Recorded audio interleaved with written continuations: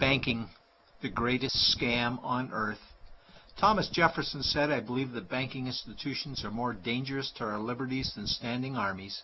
If the American people ever allow private banks to control the issue of their currency, the banks will deprive the people of all property until their children wake up homeless on the continent their fathers conquered."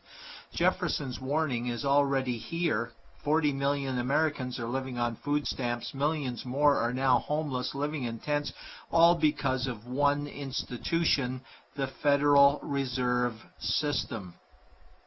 The Federal Reserve is a group of private bankers who have stolen the money creation process from the American people. Most people still believe the Fed is an agency of the government working in our best interests. It is not. There is no greater form of evil in the world today, so let's explore the banking scam. None of us have ever been taught anything about money. The reason is to prevent us from learning the truth that money is a trick and money is a trap. When solving any crime, there's a universal truth: follow the money, but with the banking scam, follow it backwards.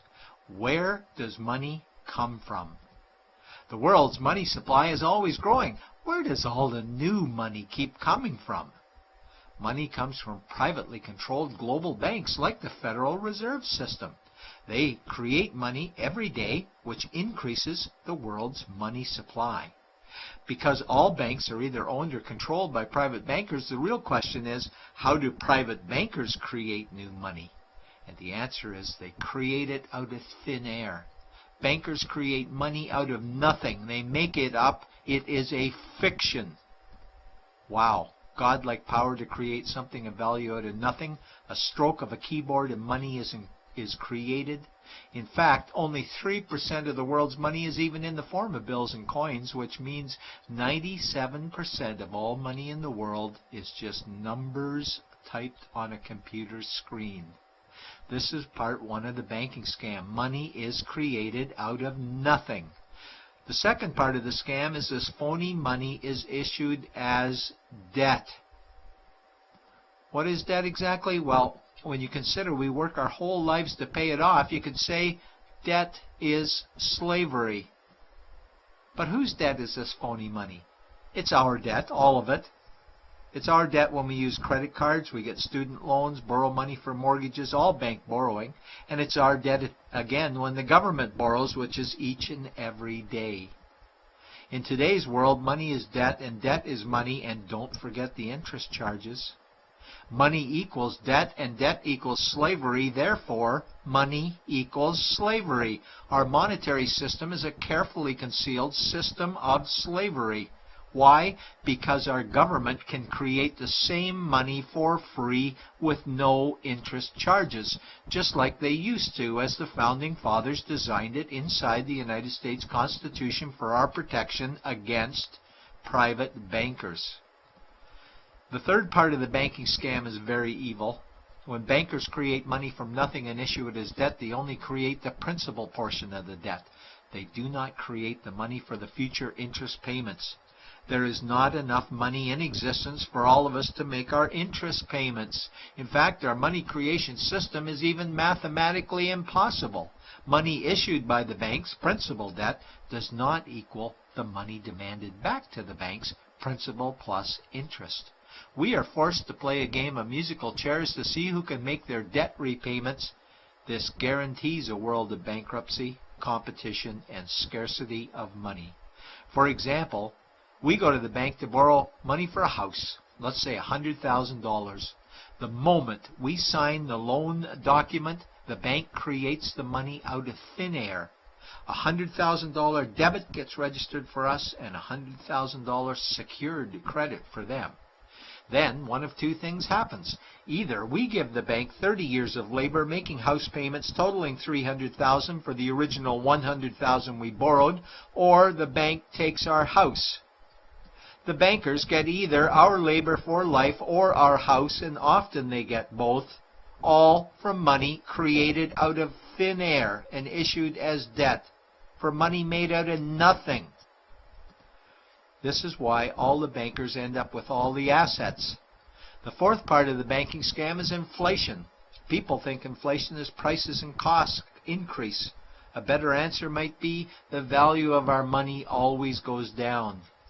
Inflation is created every time the central banks print money, which is every day. Where does all this new money get its value? The answer is it steals its value from the existing money supply, where our savings are. Our savings are disappearing because of the new money they're printing. If money creation was in balance with goods and services, there would be no inflation. Prices would stay the same. But the reality is banks always print money, driving prices ever higher, which steals the value of our savings, making them disappear.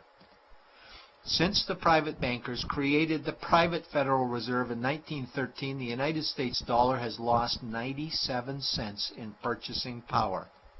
An item in 1913 that cost $100 in 2011 cost $2,230, a price increase of 2,130%.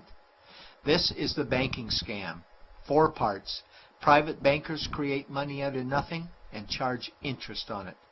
There is no money created for the future interest payments, and inflation steals our savings every day. In order for the banking scam to be pulled over our eyes, the bankers need help from the likes of paid-for politicians and appointed civil servants, military-industrial complex, mainstream media, multinational corporations, and the bankers' good buddies. For example, what do our banker-controlled television networks say about criminal bankers? Oh, bankers are our saviors. Chairman is Man of the Year. He saved the world. Bankers really do deserve their bonuses. They're so smart. And what do our banker-owned G20 politicians say we need to do? That we must save our banking system, and now we need austerity measures, like increasing existing taxes and bringing in new taxes, cutting our social programs, including education and health care, stealing from our pension plans while increasing the retirement age, keeping us working for more years at lower wages while placing our children and grandchildren in debt and servitude for their future lives. We are being lied to that we must go deeper in debt for bailouts, stimulus packages, quantitative easing, saving the too big to fail banks, credit easing, currency interventions, all names that mean the same thing, more debt to us. Is it not strange that the solution to too much debt is always more debt to us?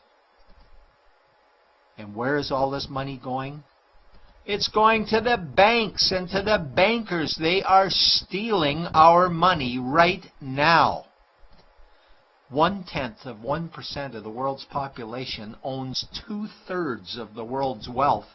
This means that 99.99% of the world's population own less than 1/3 of the wealth, a decreasing amount because these guys are stealing it. We desperately need to wake up to the banking scam. It is time for change. To retake control of our money system, we must stop supporting the banking scam. Lincoln said the government should create all the currency and credit needed to satisfy the spending power of government and the buying power of consumers. Money will cease to be master and will then become servant of humanity. And Jefferson said the issuing power of money should be taken from the banks and restored to the people to whom it properly belongs. It's a pyramid scheme. And we, the people, are the bottom layers of the banking pyramid. Without our support, the banking scam collapses. We have to do it ourselves. Wake up, get active, wake others. Remove our money from the bank. Buy gold and silver coins. Get out of debt. Rip up your credit cards. These actions will bring down the banking scam. Only vote for politicians who support debt-free money, or run for office yourself, and turn off mainstream media to search for the truth while you still can. And support every effort to end the Federal Reserve System and all the privately owned central banks. Let's bring these criminals to justice to get our money and our countries back before it's too late.